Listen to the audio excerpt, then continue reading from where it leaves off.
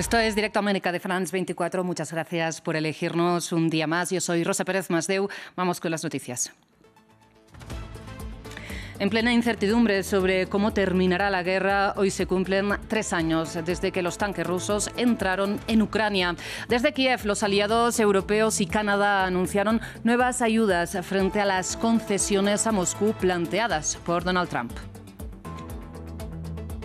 En Alemania, Friedrich Merz anunció que buscará formar una coalición con los socialdemócratas después de ganar las elecciones el domingo, a pesar de que el SPD de Olaf Scholz se desplomó hasta la tercera fuerza, superado por el partido de extrema derecha AfD, que logró su mejor resultado.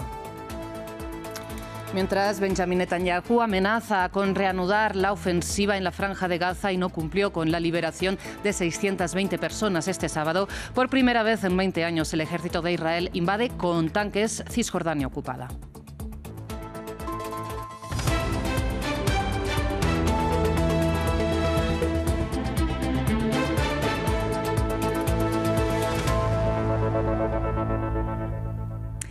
Este lunes hace exactamente 3 años que el ejército ruso emprendió su invasión de Ucrania a gran escala. En los primeros meses, recordemos, las tropas ucranianas frenaron el intento ruso de tomar Kiev gracias al apoyo occidental que hoy se tambalea.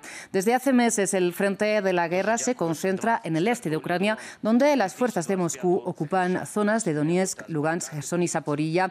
Y ante este panorama, el presidente Donald Trump plantea, ya lo saben, cesar el fuego concediendo territorios ocupados a Moscú y excluyendo a Ucrania definitivamente de la OTAN. Este lunes los europeos y Canadá reafirmaron su apoyo a Kiev. Escuchemos. La crisis en Ucrania sigue siendo la crisis más central y consecuente para el futuro de Europa. Putin está tratando más que nunca de ganar la guerra sobre el terreno. Su objetivo sigue siendo la capitulación de Ucrania. Y sabemos lo que podría suceder a continuación porque ya ha ocurrido antes. No solo está en juego el destino de Ucrania, sino también el de Europa. It is Europe's destiny that is at stake. We must do everything in our power. Debemos hacer todo lo que está a nuestro alcance para permitir que Ucrania asegure una paz justa y duradera, una paz que no puede lograrse sin los ucranianos en la mesa. Eso es precisamente en lo que se centra Canadá. Canadá ha sido un firme e inquebrantable socio de Ucrania desde el principio y eso nunca cambiará. Partner to Ukraine since the beginning, and that will never, ever change. Desde el comienzo de la guerra, hace 3 años, como decimos, las noches se han convertido en una pesadilla para muchos ucranianos. Si bien los ataques aéreos pueden pasar a cualquier hora, en las noches se intensifican, pues es el momento en el que el ejército ruso utiliza para enviar mayor número de misiles, pero sobre todo de drones que constantemente ponen a prueba la defensa antiaérea. Esto ha traído una disrupción en el sueño y también un impacto en la salud mental de muchos ucranianos. Nuestra enviada especial, Catalina Gómez Ángel, nos cuenta cómo se vive una noche de ataques en Kiev. La guerra ha cambiado cada momento de la vida de los ucranianos, pero si hay un momento del día que ha cambiado totalmente de significado, ha sido la noche. Hoy es un día especial, es sábado en la noche en uno de los lugares más concurridos de Kiev. Hay gente hasta determinada hora, entre las 10:30 y las 11 ya volverán a sus hogares antes del toque de queda, pero el resto de la semana, las noches son un momento de espera de las alarmas, de los ataques, de poco dormir y de mucho temor. Si lo piensas, es muy doloroso acostumbrarse a cosas así.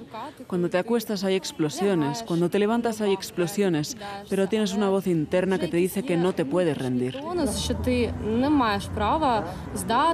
Acaban de sonar las alarmas en Kiev, pero ese bar que está al fondo o otros que están en la calle, los pocos que están abiertos a esta hora, antes de las 11 de la noche, cuando ya cierran un fin de semana, siguen abiertos. Lastimosamente, de tanto suceder, ya los drones no causan temor, al menos en la mayoría de la población que continúan haciendo su vida. Otra cosa es diferente, cuando es una alarma por misiles.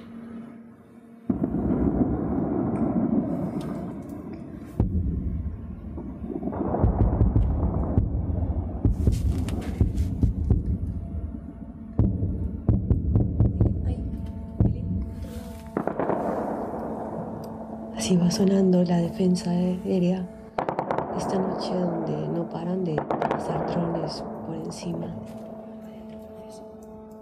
La noche del sábado fue una de las peores vividas por Ucrania en los últimos meses. Se batieron todos los récords con el número de drones lanzados en los cielos del país y otra vez vuelven a sentirse a lo lejos, han vuelto a sonar las alarmas y esto lo que hace es crear mayor temor entre la población. Los que ya están traumatizados sienten más miedo, muchos se van a dormir a los corredores y otros no pueden conciliar el sueño. Mientras tanto, el presidente francés Emmanuel Macron no está en Kiev, sino que está en Washington. Llegó a la Casa Blanca para reunirse con Donald Trump. Ambos participaron en una llamada telefónica, recordemos, con los líderes del G7 y tendrán a las 2 de la tarde, hora local, una rueda de prensa común. Macron, destacamos, es el primer líder europeo que visita el país desde que Donald Trump comenzó su segundo mandato. Trump y Macron tienen previsto dar una conferencia de prensa conjunta, como decíamos, a las 2 de la tarde, que podrán ver aquí en la pantalla de France 24. Por otro lado, el Kremlin pidió a Francia extremar las medidas de seguridad tras la explosión de un artefacto en el consulado ruso de la ciudad de Marsella, cuando se cumplen, como hemos venido diciendo, 3 años del inicio de la guerra en Ucrania. Una fuente de seguridad citada por la agencia Reuters señala que, de hecho, el ataque, que no ha causado víctimas, fue con 2 explosivos, de los cuales solo explotó uno. Moscú pide una investigación a las autoridades francesas por lo que considera un acto terrorista. En otras noticias, vamos hasta Alemania, donde tras los resultados de las elecciones federales de este domingo, la formación ganadora, la CDU de Friedrich Merz, busca ahora formar coalición para poder gobernar y anunció que lo intentará con los socialdemócratas del SPD, aunque esta formación, la del canciller saliente Olaf Scholz, obtuvo su peor resultado en décadas. Llegaron en tercera posición, por detrás de la extrema derecha. Sin embargo, el conservador excluye negociar con la AfD, quien obtuvo su mejor resultado con más del 20% de los apoyos. Samuel Salgado Castro tiene los detalles. Una victoria, pero insuficiente para gobernar solos.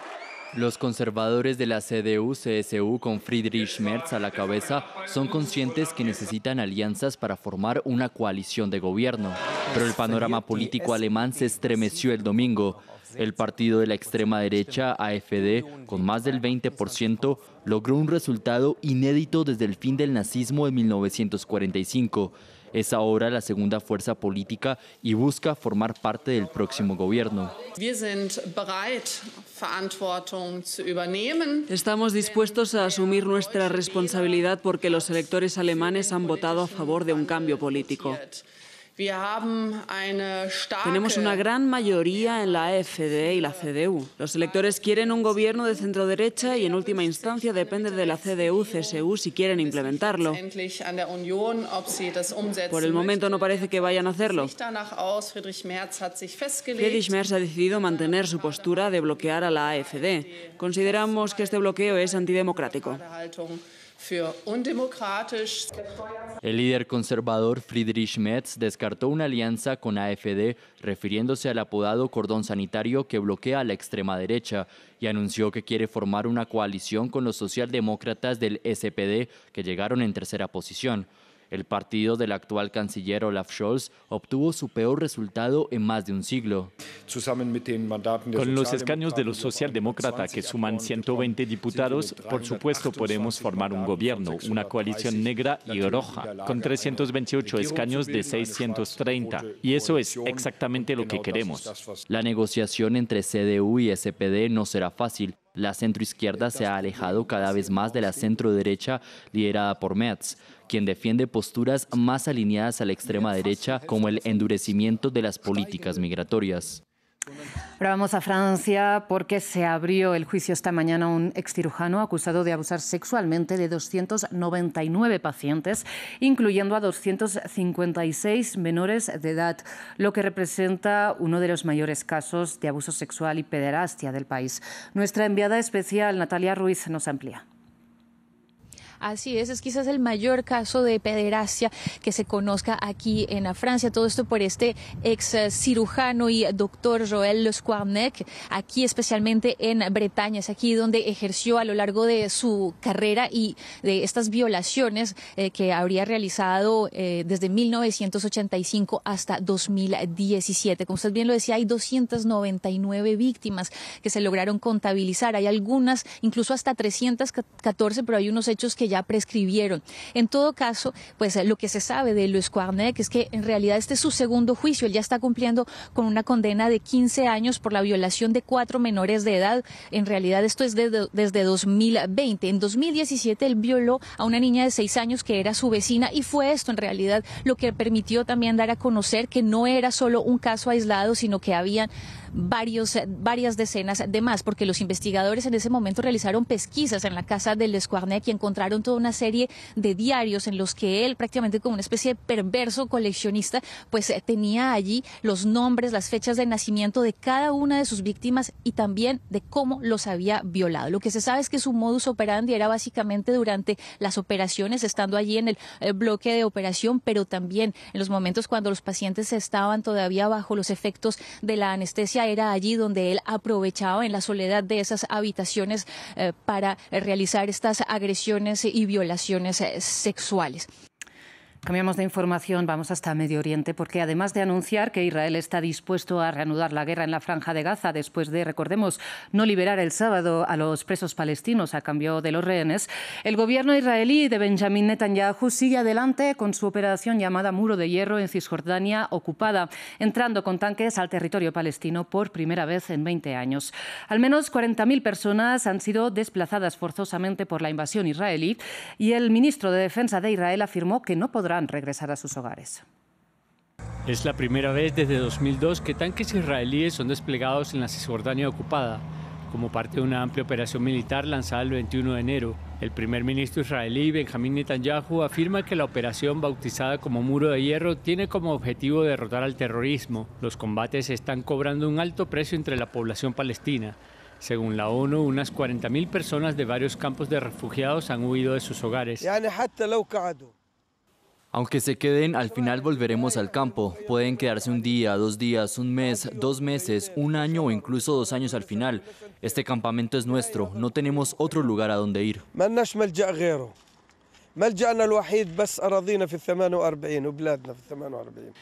El ministro de Defensa israelí ha declarado que las tropas permanecerán en parte del territorio durante 1 año y que los residentes que hayan huido no podrán regresar. Mientras el ejército israelí sigue adelante con sus operaciones en Cisjordania, Netanyahu amenazó con reanudar el conflicto en Gaza. Sus comentarios llegan después de que Israel retrasara la liberación de cientos de presos palestinos que debía liberar el fin de semana. Netanyahu dijo que la liberación se retrasará hasta que Hamás ponga fin a sus ceremonias de liberación de rehenes, que han sido calificadas como humillantes. Hamás ha acusado a Israel de poner en peligro la tregua. La primera fase del alto al fuego finaliza a principios de marzo. Para cerrar, actualizamos la información sobre la salud del pontífice. El Vaticano informó esta mañana que el Papa Francisco pasó una buena noche. El líder de la Iglesia Católica, de 88 años, recordemos, sigue hospitalizado en estado crítico con neumonía. Mientras tanto, en países como México, Colombia, Brasil o Argentina, los católicos están rezando cada día por la salud del primer Papa latinoamericano. Lea Aurel tiene los detalles. El domingo, las oraciones de los congregados en la Catedral Metropolitana de Buenos Aires fueron dedicadas al Papa Francisco. Por su nacionalidad, el jefe espiritual de los 1.400 millones de católicos del mundo ocupa un lugar especial en el corazón de los fieles argentinos. Cualquier situación que le pase a él es como que le pasa a uno en el interior del corazón también, cuando uno es una persona de fe.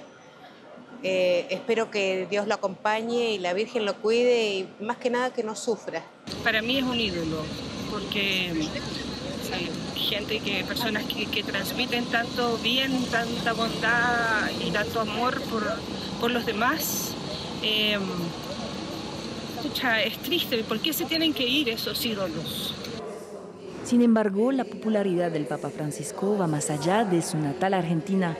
En otros países de la región, como Colombia, los fieles se dicen muy preocupados por la salud del primer líder latinoamericano de la Iglesia Católica. Pues el Papa, por ser latino, lógicamente, pues tenemos mucha cercanía con él, mucha cercanía espiritual.